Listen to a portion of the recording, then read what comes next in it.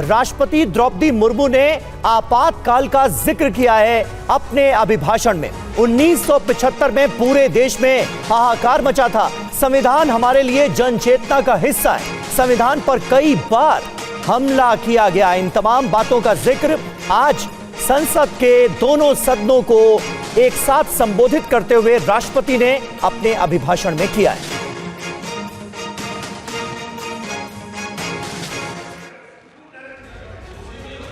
27 जून है।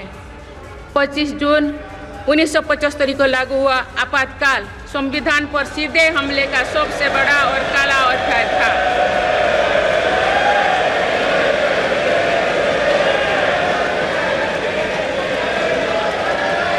तो पूरे देश में हाहाकार मच गया था, लेकिन ऐसी असंवैधानिक ताकतों पर देश ने विजय प्राप्त करके दिखाया, क्योंकि भारत के मूल में गणतंत्र की परंपराएं रही है।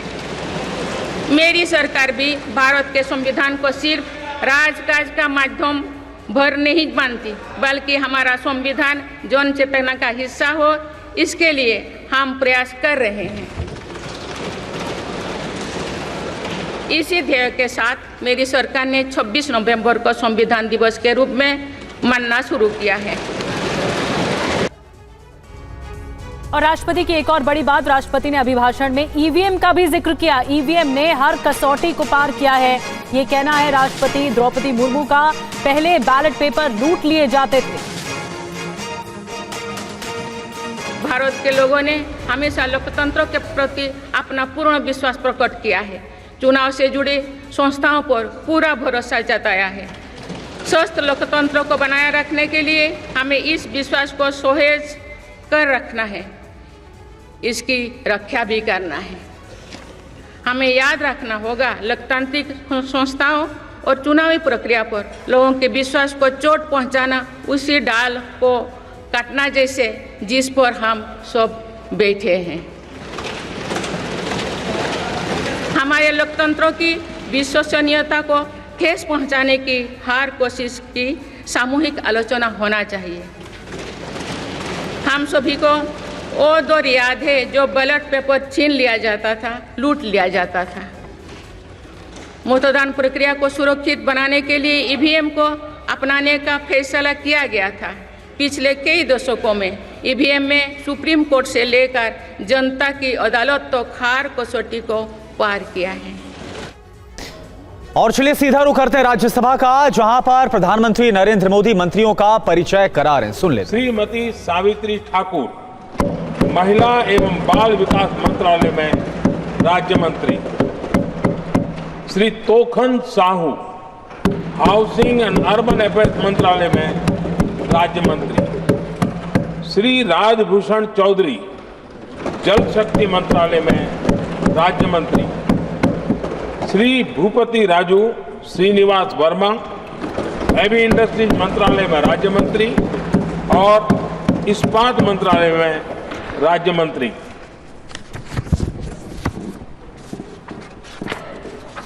श्री हर्ष मल्होत्रा, कॉरपोरेट कार्य मंत्रालय में राज्य मंत्री और सड़क परिवहन और राजमार्ग मंत्रालय में राज्य मंत्री। वहीं अगली बड़ी खबर है, राष्ट्रपति ने पेपर लीक का भी जिक्र किया है। पेपर लीक की निष्पक्ष जांच होगी। परीक्षा गड़बड़ी पर कानून बनाया, परीक्षा प्रक्रिया में सुधार पर काम। पेपर लीक दोषियों को कड़ी सजा मिलेगी।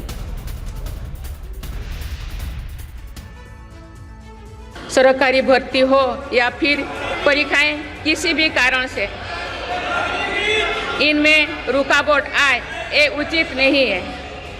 इनमें शुचिता और पारदर्शिता बहुत जरूरी है।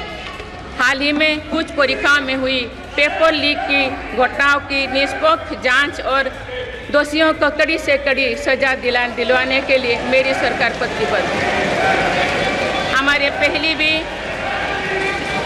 इससे पहले भी हमने देखा है कि कई राज्यों में पेपर लीक की घटनाएं होती रही है। इस पर दलीय राजनीति से ऊपर उठकर देशव्यापी ठोस उपाय करने की जरूरत है। संसद ने भी परीक्षा में होने वाली गड़बड़ियों के विरुद्ध एक सख्त कानून बनाया है। मेरी सरकार परीक्षाओं से जुड़ी संस्थाओं, उनके कामकाज के तरीके, परीक्षा प्रक्रिया सभी में बड़ी सुधार करने की दिशा में काम कर रही है। नीट पेपर लीक केस में सुप्रीम कोर्ट में सुनवाई। सुप्रीम कोर्ट ने एनटीए को जारी किया नोटिस। 8 जुलाई को होगी अगली सुनवाई।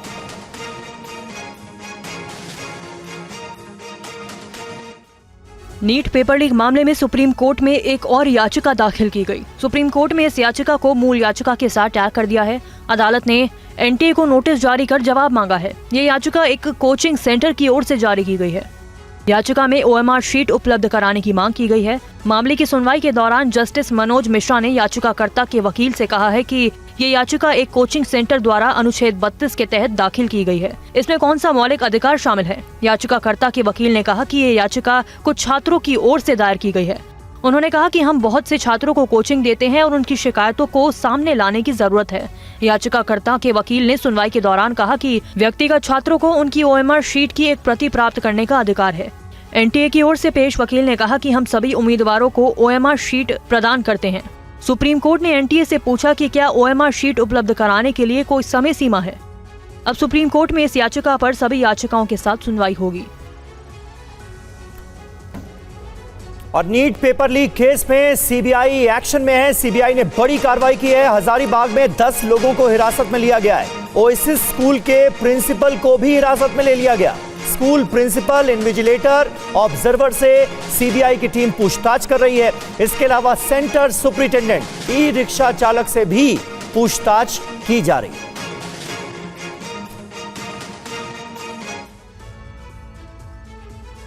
सीबीआई ने नीट पेपर लीक केस में झारखंड के हजारीबाग में बड़ी कार्रवाई की है। इनमें ओएसिस स्कूल के प्रिंसिपल एहसान उल हक सहित 10 लोगों को हिरासत में लिया गया। इनमें परीक्षा के दौरान मौजूद रहे 5 इन्विजिलेटर, 2 ऑब्जर्वर, सेंट्रल सुपरिटेंडेंट और ई रिक्शा ड्राइवर शामिल हैं। इन सभी से सीबीआई की पूछताछ जारी है। सीबीआई की टीम इन्हें हिरासत में लेकर चरही गेस्ट हाउस में पूछताछ कर रही है। सीबीआई परीक्षा के दिन प्रश्न पत्र बांटने का समय, डिजिटल लॉक, पेपर कैसे और कितने बजे बांटे गए, पेपर की पैकिंग और ट्रंक में छेड़छाड़ को लेकर सवाल कर रही है। सीबीआई ने कल से ही नीट परीक्षा लीक मामले में कड़ियों को खंगालना शुरू कर दिया था, जिसके बाद जांच के लिए वो हजारीबाग के ओएसिस स्कूल पहुंची थी। मामले की जांच को लेकर सीबीआई की 2 टीम झारखंड में है। उसने एसबीआई बैंक के उस ब्रांच के अधिकारियों से भी पूछताछ की है जहां से स्कूल के प्रिंसिपल एहसान उल हक प्रश्न पत्र लाए थे। मामले में हजारीबाग के कुछ और सेंटर भी जांच के दायरे में हैं। इन सभी सेंटर्स की सिटी कोऑर्डिनेटर से पूछताछ की जा सकती है। और नीट पेपर लीक कांड में गिरफ्तार बिहार का इंजीनियर सिकंदर यादवेंदु अकूत संपत्ति का मालिक है। हम आपको रांची में बना उसका आलीशान मकान दिखाते हैं जो करीब 5000 स्क्वायर फीट में बना हुआ है। देखिए हमारे संवाददाता विपिन चौबे की ये रिपोर्ट। हम इस वक्त झारखंड की राजधानी रांची में मौजूद है और रांची में उसके बेटे का शोरूम दिखाने के बाद हम ये आलीशान घर आपको दिखा रहे हैं। ये उसी सिकंदर यादवेंदु का मकान है और ये जो रांची का बरियातू कॉलोनी, जो सबसे पॉश कॉलोनी है, उसमें है। साफ तौर पर उसका नेम प्लेट भी यहां पर लगा हुआ है, इंजीनियर सिकंदर पीडी और 3K/59 ये मकान का नंबर है। पूरे मकान में सन्नाटा छाया हुआ है। पूरा कॉलोनी आपको दिखाते हैं, बेहद ही पॉश इलाका। और इस पॉश इलाके में लगभग 5000 स्क्वायर फीट का ये मकान, जिसमें उसके बेटे और बहू और परिवार के सदस्य रहते हैं। और इसी तरह का एक आलीशान मकान पटना, यानी बिहार की राजधानी पटना में भी मिला है और उसके बाद उसके बेटे का शोरूम और अब रांची में यह शानदार आलीशान बंगला जो इंजीनियर सिकंदर यादवेंदु का बताया जा रहा है। यहां पर बोर्ड भी लगा है जो इस बात की तस्दीक भी करता है। आप खुद सोचिए कि एक नगर विकास विभाग में जूनियर इंजीनियर के पद पर काम करने वाला शख्स इतनी अकूत संपत्ति का मालिक कैसे है। और अब आपको सिकंदर यादवेंदु के आलीशान मकान के अंदर लेकर चलते हैं और दिखाते हैं कि यहां पर कौन रह रहा है। हमारे संवाददाता विपिन चौबे की रिपोर्ट आप देखिए। हम आपको घर के अंदर लेकर आ रहे हैं और घर के अंदर की भी तस्वीर दिखा रहे हैं। गेट खुलने के बाद गेट खुला हुआ है और खुले गेट में ये पूरा मकान बंद नजर आ रहा है। सन्नाटा छाया हुआ, ना कोई सिक्योरिटी गार्ड है, ना कोई घर का बाशिंदा नजर आ रहा है। लाइटें बंद है, पंखे बंद नजर आ रहा है, अंदर भी कोई लाइट नहीं जल रही है। और इस तरह से मकान का एंट्रेंस है। शायद हमें कोई यहां पे मिल सकता है। एक बार कोशिश करते हैं। भैया कोई है क्या?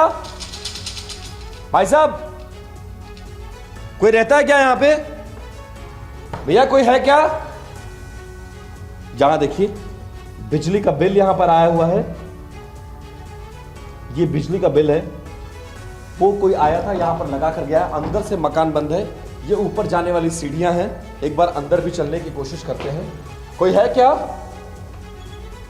आप लोग सिकंदर यादवेंदु जी के परिवार से हैं? कौन लोग हैं आप लोग? किराएदार हैं यहाँ पे? अच्छा, ये जिसका मकान है आप ही का मकान है या आप लोग किराए पे रहते हैं यहाँ पे? किराए पर। और टीवी 9 संवाददाता विपिन चौबे इससे पहले सिकंदर यादवेंदु के बेटे रवि के आलीशान स्पोर्ट्स शोरूम में भी पहुंचे और वहां मौजूद लोगों से बात की। सिकंदर के बेटे होमी का चमचमाता स्पोर्ट्स शोरूम है, जिसका नाम इन्फिनिटी शोरूम है। हम यहां पहुंचे तो कोई कुछ बताने को तैयार नहीं था। ये होमी आनंद की दुकान है। सिकंदर यादवेंदु को जानते हैं आप? सिकंदर यादवेंदु को आप जानते हैं? सिकंदर यादवेंदु वो शख्स है जो नीट पेपर लीक मामले में गिरफ्तार हो चुका है। मुंह क्यों छुपा रहे हो? मुंह क्यों छुपा रहे हो? मुंह क्यों छुपा रहे हो? अरे भाई साहब, इन्फिनिटी स्पोर्ट्स के मालिक हैं आप। होमी आनंद की ये दुकान बताई जा रही है। होमी आनंद सिकंदर यादवेंदु के बेटे हैं। आप कौन लगते हैं उनके? आप मुंह क्यों छुपा रहे हैं? होमी भैया, होमी यहीं पर रहते हैं? यहाँ पे नहीं रहते, वो तो घर में रहते हैं। घर में रहते हैं। कितने साल से आप होमी को जानते हैं? 2-3 साल से जानते हैं। ये बिल्डिंग भी होनी की है? नहीं, ये तो रेंट पे है। अच्छा, ये रेंट पे है। और 4-5 महीने पुरानी दुकान है। ये मालूम है कि होमी आनंद के पिता जो हैं सिकंदर यादवेंदु, वो नीट घोटाले में गिरफ्तार हुए हैं? नहीं। वो पेपर लीक करवाते थे? नहीं पता है। वो ये सब नहीं पता है आपको? और नीट पेपर लीक केस में गुजरात में बड़ा एक्शन। गुजरात के पंचमहल में सीबीआई की छापेमारी। सीबीआई टीम ने 2 स्कूलों में पहुंचकर जांच की। नीट परीक्षा के सेंटर थे दोनों स्कूल।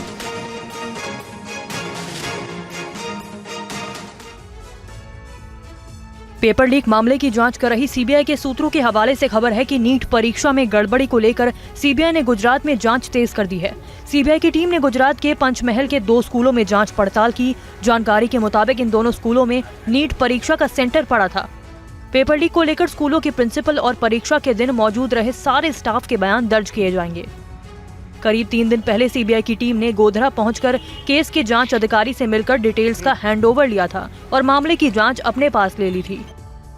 गुजरात में 9 मई को एक एफआईआर दर्ज की गई थी। दर्ज एफआईआर के मुताबिक पुलिस को सूचना मिली थी कि कुछ लोग मेडिकल कॉलेज में प्रवेश के लिए गड़बड़ी कर रहे हैं, जिसके बाद गुजरात के गोधरा में एक स्कूल में प्रिंसिपल और टीचर सहित 5 लोगों को गिरफ्तार किया गया था।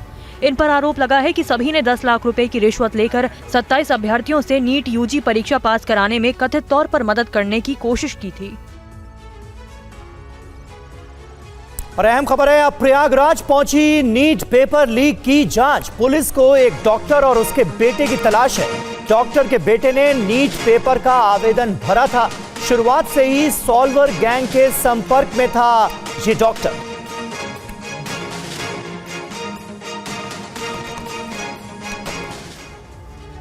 और राष्ट्रपति के अभिभाषण पर अखिलेश यादव का बयान भी आया है। देश में किसान गरीब परेशान है। 5वीं अर्थव्यवस्था, फिर बेरोजगारी क्यों? कुछ लोगों का विकास देश का विकास नहीं है। अखिलेश यादव ने तंज कसा है और एक बार फिर से घेरने की कोशिश की अर्थव्यवस्था पर कि बेरोजगारी लगातार बढ़ती जा रही है।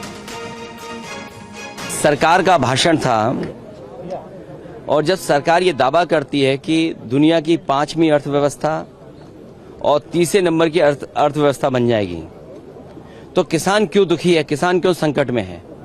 अगर ये 5वीं दुनिया की अर्थव्यवस्था बनने की जो कहानी बताई जा रही है, क्या हमारा किसान भी उसी तरीके से खुशहाल हो गया है? और फिर अगर 5वें नंबर की हमारी अर्थव्यवस्था है, तो इतने बड़े पैमाने पर नौजवान बेरोजगार क्यों हैं? नौकरी क्यों नहीं उनके हाथ में? और फिर अग्निवीर जैसी व्यवस्था आधी अधूरी क्यों लागू करनी पड़ रही है? महंगाई क्यों है इतनी? और जिस तरह से इन्वेस्टमेंट को लेकर के बड़े बड़े सपने दिखाए थे, सरकार कहती है कि हम सर्विस सेक्टर को भी और इन्वेस्टमेंट को भी देख रहे हैं, तो इन्वेस्टमेंट है कहाँ? अगर इन्वेस्टमेंट होता तो हमारी और ग्रोथ दिखाई देती। कुछ लोगों की ग्रोथ से देश की ग्रोथ नहीं हो सकती है। कुछ लोगों की ग्रोथ से तो हमारा नंबर अच्छा हो सकता है, हम 5 में नंबर की व्यवस्था बन सकते हैं, लेकिन हमारे देश का किसान, गरीब और जो अभी तक 10 साल में सबसे ज्यादा उत्पीड़ित हुआ है, उसके लिए क्या है सरकार का? समाजवादी पार्टी के सांसद आर.के. चौधरी की मांग है, नए संसद भवन से सेंगोल हटाने की मांग रखी गई है। सेंगोल राजदंड है, यानी कि राजा का दंड। राजशाही खत्म करके देश आजाद हुआ। देश संविधान से चलेगा या फिर राजा के दंड से, यह भी पूछा है।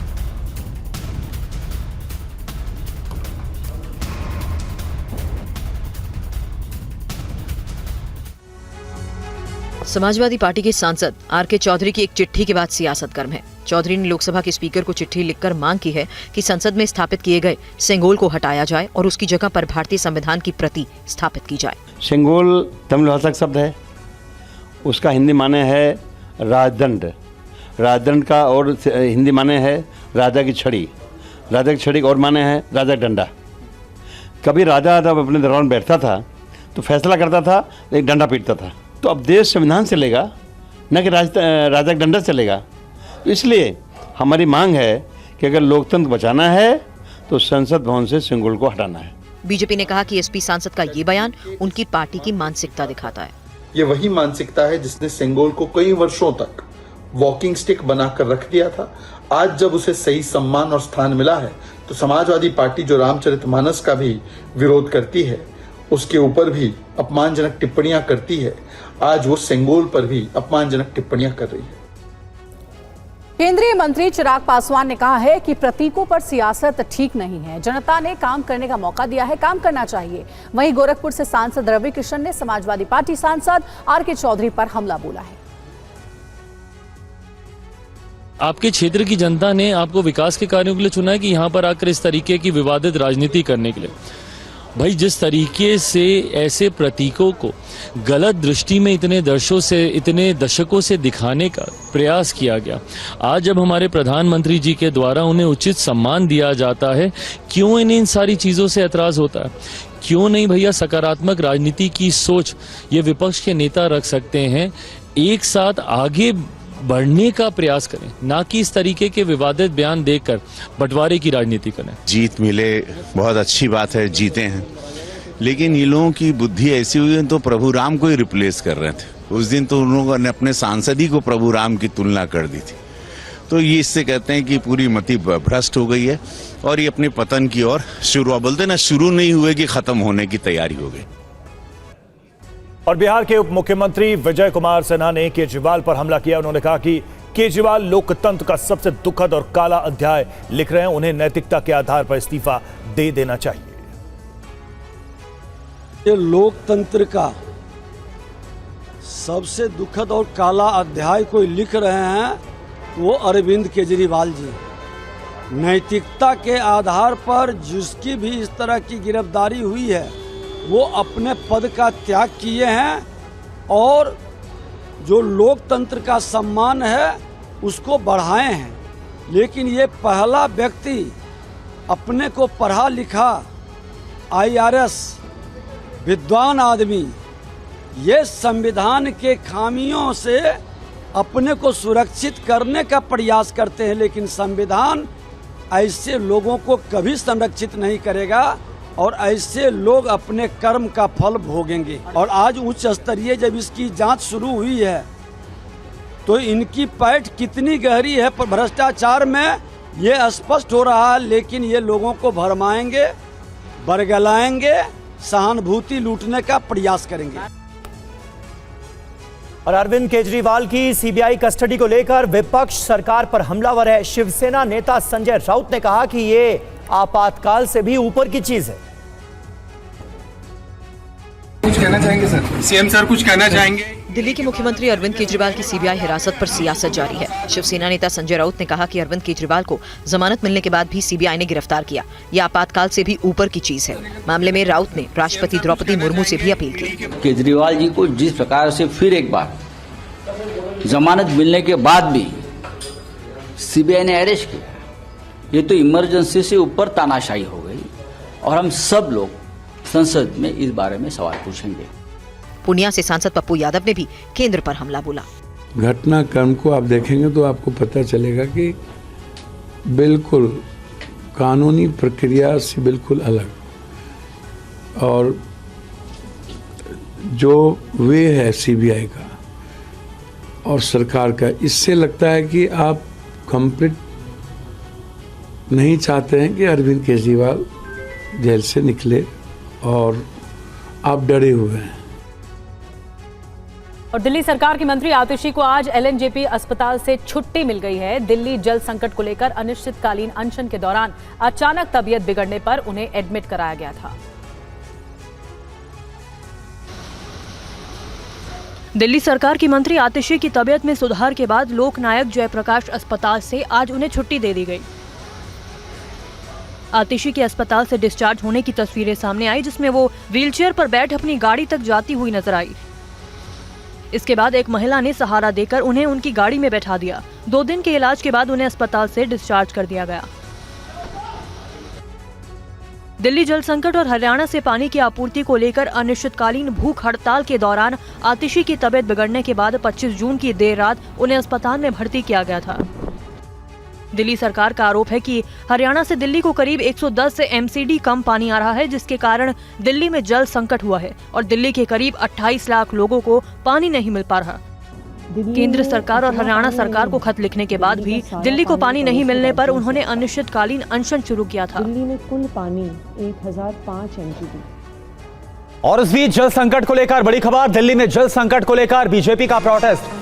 बीजेपी नेता रमेश बिधूड़ी की अगुवाई में यह प्रदर्शन हो रहा है केजरीवाल सरकार के खिलाफ। बीजेपी का प्रदर्शन, तो ये तस्वीरें देखिए, दिल्ली जो कि भारी जल संकट से इस वक्त जूझ रही है और बीजेपी लगातार सड़कों पर उतरी हुई है। और एक और तस्वीर आपको दिखा रहे हैं प्रदर्शन की, जो आज बीजेपी की तरफ से किया जा रहा है। बीजेपी के नेता रमेश बिधूड़ी की अगुवाई में यह प्रदर्शन हो रहा है, देखिए आप। 4 क्यूसिक मीटर पानी हरियाणा छोड़ रहा है, लेकिन इनके पास जो वजीराबाद का रिजर्व वाटर टैंक है उसमें गाद भरी हुई है। केवल 16 एमजीडी पानी आता है। 233 एमजीडी पानी की जगह गाद भरी हुई है, पानी नहीं है उसमें। भ्रष्टाचार में 70,000 करोड़ के घोटाले में जल बोर्ड चला गया है। पहले जल बोर्ड 600 रुपए के फायदे में था जब ये सरकार में आए थे। इनके कारण पानी की कमी है, ये बहाना है। क्या करें और ये क्या कहेंगे? कहेंगे हम नालायक है, थोड़ी कहेंगे हमने कुछ किया नहीं, थोड़ी कहेंगे। ये तो एक कहेंगे हरियाणा नहीं दे रहा, ये नहीं दे रहा, वो नहीं दे रहा। और बड़ी खबर है, दिल्ली नगर निगम के सदन में हंगामा हुआ है। जल संकट को लेकर बीजेपी पार्षदों का प्रदर्शन, बैनर पोस्टर के साथ बीजेपी पार्षदों का प्रदर्शन। देखिए, जल संकट को लेकर के बीजेपी के पार्षद हैं जो देखिए कैसे सदन के भीतर हाथों में तख्तियां, बैनर पोस्टर लेकर के प्रोटेस्ट कर रहे हैं। बीजेपी लगातार आम आदमी पार्टी सरकार को जल समस्या को लेकर के घेर रही है। दिल्ली नगर निगम के सदन में यह हंगामा हुआ है। जल संकट को लेकर बीजेपी पार्षद प्रदर्शन कर रहे हैं।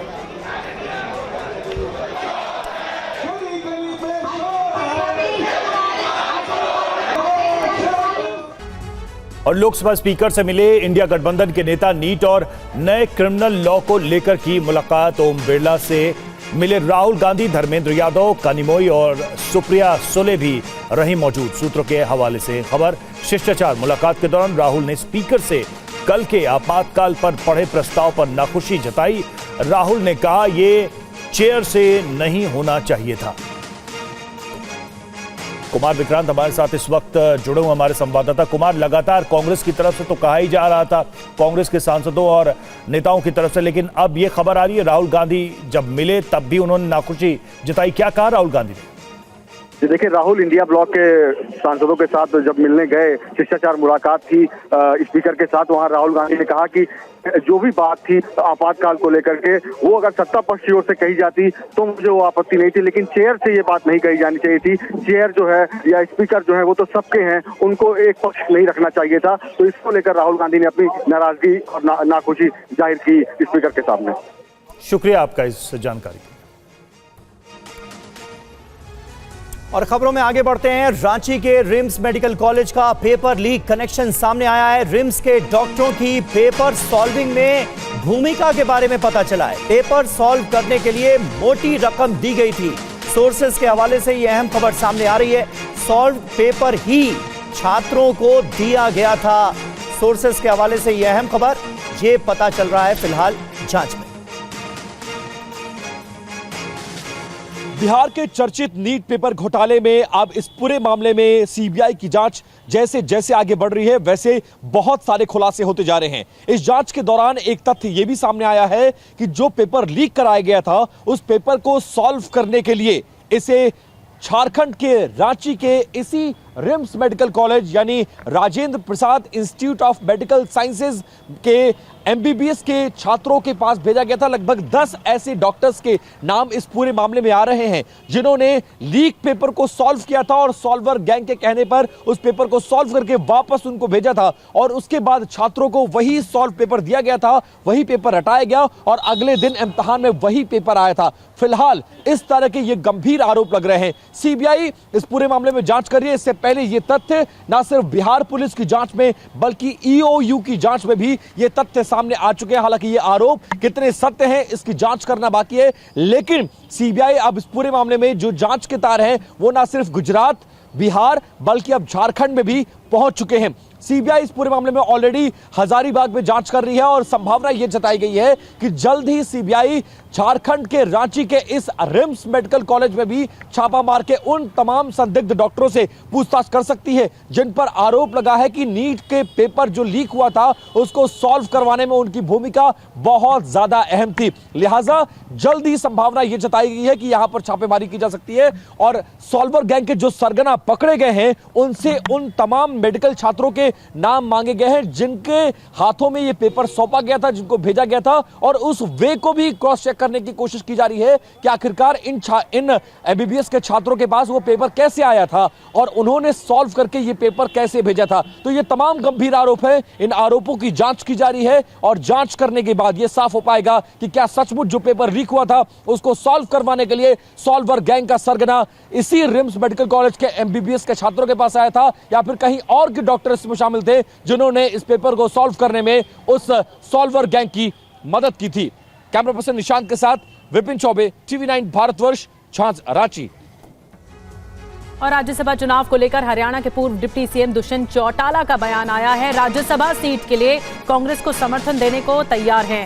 कांग्रेस प्रतिष्ठित व्यक्ति, खिलाड़ी को बनाए संयुक्त उम्मीदवार और बीजेपी के साथ जाने का औचित्य ही नहीं है।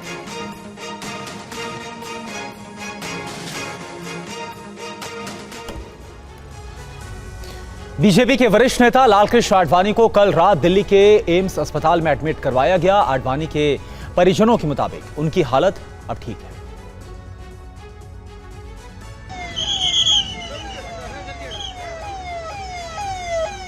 बीजेपी के वरिष्ठ नेता और देश के पूर्व उप प्रधानमंत्री लालकृष्ण आडवाणी के पारिवारिक सूत्रों के मुताबिक आडवाणी को ओल्ड एज संबंधित प्रॉब्लम्स की वजह से अस्पताल में भर्ती कराया गया। उन्हें एम्स के जेरियाट्रिक डिपार्टमेंट में एडमिट किया गया। दरअसल 96 वर्षीय आडवाणी उम्र संबंधित स्वास्थ्य समस्याओं का सामना कर रहे हैं, इसलिए उनका समय समय पर घर पर ही चेकअप होता है। लेकिन कल रात उन्हें ज्यादा दिक्कत महसूस हुई, जिसके तुरंत बाद उन्हें एम्स ले जाया गया। स्वास्थ्य मंत्री जेपी नड्डा ने एम्स के डायरेक्टर से फोन पर बात की, उनके स्वास्थ्य के बारे में जानकारी ली। नड्डा ने आडवाणी के बेटे जयंत और बेटी प्रतिभा आडवाणी से भी फोन पर उनका हालचाल जाना। नड्डा एम्स प्रशासन से लगातार संपर्क में है। आडवाणी के स्वास्थ्य की जानकारी लेने के लिए कई वीआईपी आ सकते हैं। इसे देखते हुए दिल्ली एम्स में सुरक्षा बढ़ा दी गई। आपको बता दें, इसी साल 30 मार्च को लालकृष्ण आडवाणी को भारत रत्न से सम्मानित किया गया।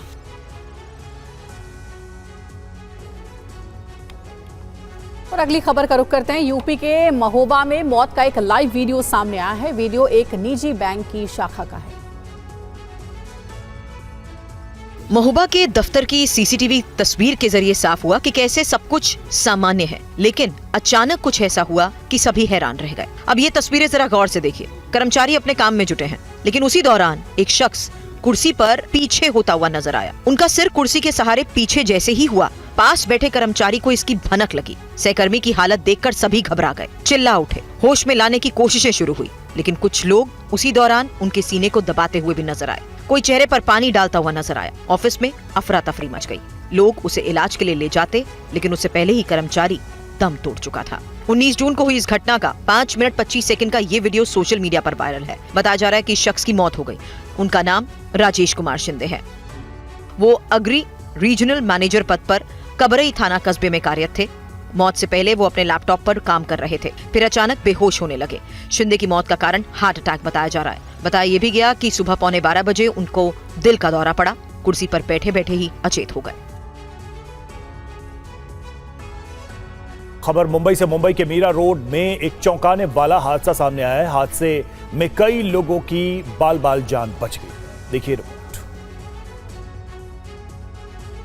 स्कूल वैन शीशे के दरवाजे को तोड़ते हुए मेडिकल स्टोर में जा घुसी। सोचिए हादसा कितना जबरदस्त था।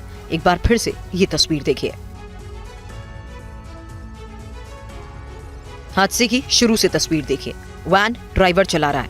जैसे ही उसने वैन स्टार्ट करी, वैन हिली और फिर रफ्तार पकड़ते ही सड़क किनारे खड़ी कार से टकरा गई। कार से टक्कर के बाद वैन मोड़ लेती है और सीधा मेडिकल स्टोर में आ गई। एक और सीसीटीवी कैमरे की नजर से ये तस्वीर देखिए। हादसे के वक्त महिला मेडिकल स्टोर पर खड़ी नजर आई। बेलगाम होते ही उसे भनक लग गई। वो भागने लगी। इस बीच डिवाइडर से टक्कर के बाद वैन पलट गई। महिला वहां से दौड़ भागी। वैन नहीं पलटती तो शायद बड़ा हादसा हो सकता था। हादसे के बाद कई लोग दौड़ते नजर आए। वैन को उठाया। हादसे में ड्राइवर भी घायल है। हादसे की ये तस्वीर मुंबई से सटे मीरा रोड के पूनम नगर इलाके की है। 24 जून को हुए हादसे की ये तस्वीरें वायरल हैं।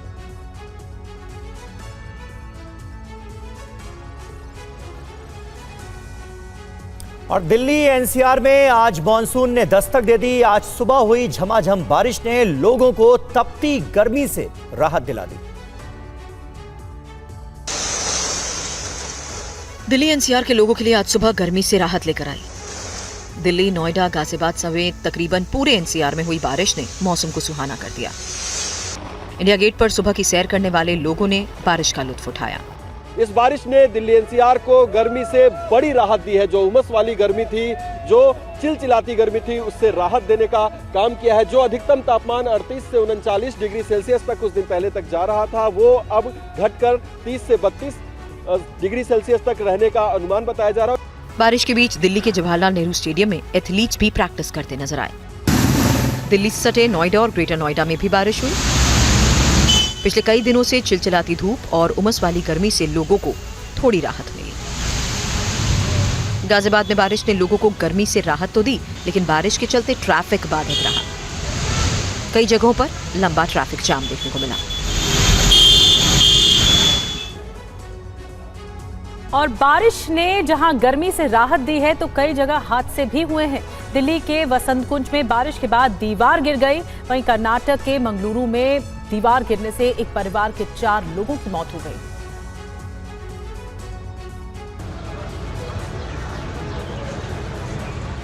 दिल्ली के वसंत कुंज इलाके में प्लॉट की दीवार अचानक गिर गई। हादसा सुबह करीब 8:30 बजे हुआ। हादसे के बाद इलाके में हड़कंप मच गया। हादसा सामने लगे सीसीटीवी कैमरे में भी रिकॉर्ड हुआ। हादसे में कोई हताहत नहीं हुआ। अचानक दीवार गिरने की वजह से सारा मलबा सड़क पर आ गया, जिसके चलते आवाजाही बाधित रही। वहीं कर्नाटक के मंगलुरु के एक घर पर दीवार गिरने से हादसे में 4 लोगों की मौत हो गई। दक्षिण कन्नड़ प्रशासन का कहना है कि बाहरी मदनी नगरा इलाके की ये घटना है।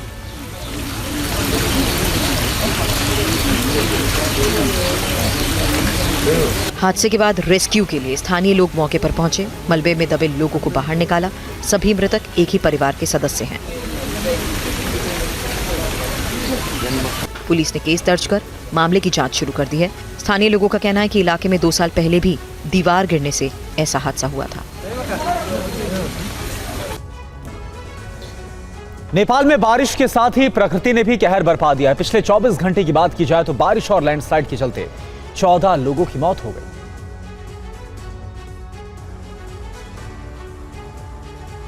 नेपाल में मॉनसून ने कोहराम मचा रखा है। पड़ोसी देश में पिछले 24 घंटे में तेज बारिश की वजह से हुई लैंडस्लाइड की वजह से 14 लोगों की मौत हो गई। सिर्फ लैंडस्लाइड के चलते हुए हादसे में करीब 8 लोगों की जान गई है। लामजमक जिले में भूस्खलन में 3 घर बह गए। भारी बारिश के चलते हुए लैंडस्लाइड ने ज्यादा तबाही मचाई। कई मकान बह गए हैं, सड़कें टूट गई हैं, आवाजाही बाधित है। नेपाल की national disaster risk reduction and management authority के मुताबिक 26 जून को लैंडस्लाइड, बाढ़ और बिजली गिरने की 44 घटनाएं दर्ज हुई हैं। इसमें 14 लोगों की मौत हो गई, जबकि 2 लापता हैं। करीब 10 लोग घायल हैं। रेस्क्यू कर इनका इलाज किया जा रहा है। नेपाल के गृह मंत्रालय के मुताबिक नेपाल में मानसून के सक्रिय होने के बाद 17 दिन में 28 लोगों की मौत हो चुकी है। मानसून की वजह से 30 से ज्यादा जिले प्रभावित हैं। उधर बारिश शुरू होते ही नेपाल के तराई क्षेत्रों में हो रही बारिश की वजह से नदियां उफान पर हैं। निचले इलाकों में पानी भर गया है। हालात को देखते हुए लोग सुरक्षित इलाके की ओर पलायन कर रहे हैं।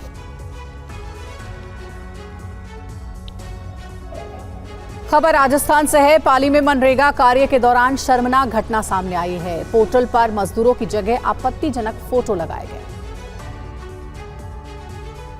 मनरेगा के तहत पाली में ये अनोखा कारनामा सामने आया। मामला रानी पंचायत समिति के सेदरिया गांव का है, जहां मनरेगा कार्य के दौरान कार्मिक नेपेवर सड़क का काम भी कराया गया, लेकिन इसमें काम पर लगे मजदूरों की जगह आपत्तिजनक तस्वीरें लगा दी गई। बताया गया कि काम की जगह पर मजदूर नहीं मिले, उनकी जगह कुत्ते की तस्वीर लगा दी गई। फोटो लेने चाहिए थे, उसकी बजाय उसने कुत्ते की फोटो ले ली। वेट श्री अरविंद कुमार पुत्र श्री मदन लाल निवासी सेदरिया को ब्लैकलिस्ट कर दिया गया। काम पर तैनात मैट अधिकारी ने काम को पूरा बता दिया। ये फर्जीवाड़ा 15 अप्रैल का बताया जा रहा है, जहां रानी पंचायत समिति के सेदरिया गांव में बेरा चोसिया से बेरा कुमारी वाला तक बन रही ग्रेवल सड़क निर्माण कार्य के दौरान ये खेल किया गया। लापरवाही पर अब विभागीय अधिकारी अपने बचाव में लगे हैं। सफाई दे रहे हैं कि काम का भुगतान नहीं किया गया है। आपको बता दें कि एक मस्टर रोल के तहत साइट से मजदूरों के फोटो अपलोड करने का नियम है, जिसकी घोर अनदेखी की गई। Foxconn India Apple iPhone plant में विवाहित महिलाओं को काम करने की अनुमति नहीं दिए जाने के मुद्दे ने तूल पकड़ लिया। इस मामले पर तमिलनाडु के श्रम विभाग से श्रम मंत्रालय ने रिपोर्ट की। मीडिया में खबरें आई हैं कि फॉक्सकॉन संयंत्र में विवाहित महिलाओं को काम करने की अनुमति नहीं है। हालांकि फॉक्सकॉन भारत सरकार की मेक इन इंडिया पहल का एक प्रमुख समर्थक है। इस खबर के बाद श्रम मंत्रालय ने एक बयान में कहा कि समान परिश्रमिक अधिनियम 1976 की धारा 5 में स्पष्ट रूप से कहा गया है कि पुरुष और महिला श्रमिकों की भर्ती करते समय कोई भेदभाव नहीं किया जाना चाहिए। इसे देखते हुए श्रम मंत्रालय ने तमिलनाडु की सरकार से जवाब मांगा है। इस बीच एक विदेशी समाचार एजेंसी की रिपोर्ट के मुताबिक कंपनी ने सफाई दी है। विवाहित महिलाओं के पास अविवाहित महिलाओं की तुलना में अधिक पारिवारिक जिम्मेदारियां होती हैं। आपको बता दें कि फॉक्सकॉन इंडिया ताइवान की इलेक्ट्रॉनिक्स कंपनी से जुड़ी है। ये दुनिया की सबसे बड़ी इलेक्ट्रॉनिक्स कॉन्ट्रैक्ट मैन्युफैक्चरिंग कंपनियों में से एक है। फॉक्सकॉन इंडिया आईफोन, आईपैड और अन्य इलेक्ट्रॉनिक उपकरणों सहित एप्पल उत्पादों का प्रमुख सप्लायर है। फॉक्सकॉन के भारत में कई कारखाने हैं, जिनमें तमिलनाडु, आंध्र प्रदेश और कर्नाटक में स्थित प्रमुख है। इन कारखानों में लाखों लोग काम करते हैं, जो भारत में रोजगार का एक महत्वपूर्ण स्रोत है। और आइए आगे बढ़ते हैं, बात जम्मू कश्मीर की कर लेते हैं। जम्मू में आतंकी गतिविधियों को लेकर सुरक्षा बल इस वक्त अलर्ट पर है और जानकारी ये मिली है कि इन दिनों आतंकियों के 7 ग्रुप कई इलाकों में सक्रिय हैं। कश्मीर के डोडा जिले के गंदोह में आतंकियों के खिलाफ मुठभेड़ में कल 2 आतंकियों को मार गिराया गया, जिसके बाद सर्च ऑपरेशन जारी है। खबर है कि इलाके में अब भी डोडा में 3 आतंकी छिपे हैं। इधर जम्मू के एडीजीपी ने खुलासा किया है कि जम्मू रीजन में तकरीबन आतंकियों के 7 ग्रुप सक्रिय हैं। आतंकियों के ये ग्रुप राजौरी, पुंछ, डोडा, किश्तवाड़ में सक्रिय हैं। इनमें 3 से 4 ग्रुप डोडा, किश्तवाड़ में हैं और तकरीबन 3 ग्रुप राजौरी, पुंछ में सक्रिय हैं। 3 से 4 ग्रुप प्रेजेंट हैं जो कि इस इलाके में मौजूद हैं और इस इलाके में अभी एक्टिव हैं, जो कि हाल का नया इन्फिल्ट्रेशन जो भी हाल में हुआ है। इसके अलावा जैसे 2-3 ग्रुप्स वहाँ मौजूद हैं, तो कुल मिला के हम 6-7 ग्रुप के बीच में हम कहेंगे। एडीजीपी ने कहा कि आतंकवादियों को पनाह देने वालों के खिलाफ सख्त कार्रवाई की जाएगी। उन्होंने लोगों से पुलिस प्रशासन को ऐसे लोगों का पता लगाने में मदद करने की अपील भी की है। पिछले दिनों हुए आतंकी हमले के बाद सुर्खियों में आए चत्तरगला घटना की जांच भी चल रही है। कल से अमरनाथ यात्रा शुरू हो रही है। इसे देखते हुए सुरक्षा कड़ी कर दी गई है। सुरक्षा बलों ने आश्वासन दिया है कि अमरनाथ यात्रा के लिए कोई खतरा नहीं है और आतंकवादियों को पकड़ने के लिए जांच जारी है। और देखिए, बिहार से बड़ी खबर आ रही है, जहां पर फिर एक बार पुल बारिश की मार नहीं झेल पाया।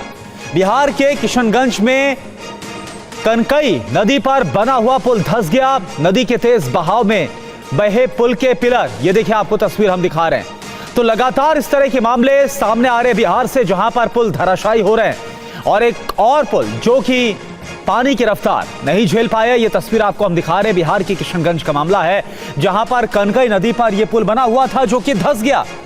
नदी के तेज बहाव को नहीं झेल पाया ये पुल और इसके पिलर धंस गए हैं।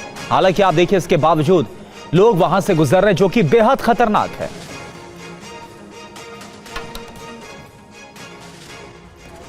और अब आपको दिखाते हैं 3 तस्वीरें। इस महीने में 3 पुल गिर चुके हैं। हालांकि ये बारिश की वजह से नहीं गिरे हैं, खराब निर्माण की वजह से गिरे हैं। 18 जून को सबसे पहले अररिया में बखरा नदी पर बना था ये पुल, जो कि गिर गया। उसके बाद 22 जून की घटना है सिवान की, जहां गंडक नहर पर बना पुल गिर गया। 23 जून को भी मोतिहारी ढलाई के अगले दिन पुल गिरा।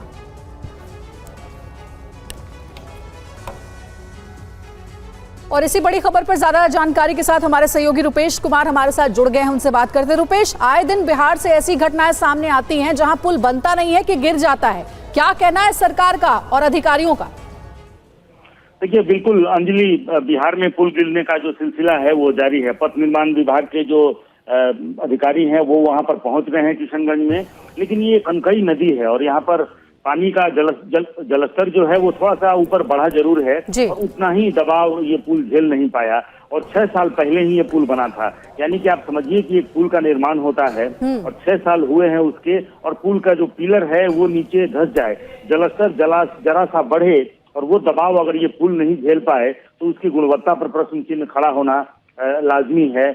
और ये चौथा पुल है। सिर्फ इस महीने की अगर बात करें तो ये चौथा पुल है, लेकिन 2023 और 24 की अगर बात करें तो ये 11वां मामला है जो सामने आया है जहां पर पुल गिर जाता है, निर्माणाधीन पुल गिरता है, हाल में बना हुआ पुल गिरता है, उद्घाटन का इंतजार करने वाला पुल गिरता है। और ये पुल भी जो है वो बहुत महत्वपूर्ण है, क्योंकि ये बहादुरगंज और जो दिघबल प्रखंड है, इस प्रखंड की पूरी आबादी को किशनगंज मुख्यालय से जोड़ने के लिए यह पुल है, जिसका संपर्क फिलहाल यहाँ पर टूट गया है क्योंकि पुल को बंद कर दिया गया है, आवाजाही बंद कर दी गई है। 1.5 फीट नीचे चूंकि धंसा है, लिहाजा कोई बड़ा हादसा न हो जाए इसको देखते हुए एहतियातन इस पुल पर जो आवागमन है वो बंद करा दिया गया है और पथ निर्माण विभाग की टीम वहां पर पहुंची है। अब देखना ये है राय दस्तूर हर घटना के बाद से जिस तरह से 2 इंजीनियर को सस्पेंड कर दिया जाता है, एक जांच। बिल्कुल रुपेश, जवाबदेही बनती है। आए दिन निर्माणाधीन पुल गिरने का मामला बिहार से सामने आ रहा है और जैसा आप बता रहे कि इस महीने की चौथी ये घटना है।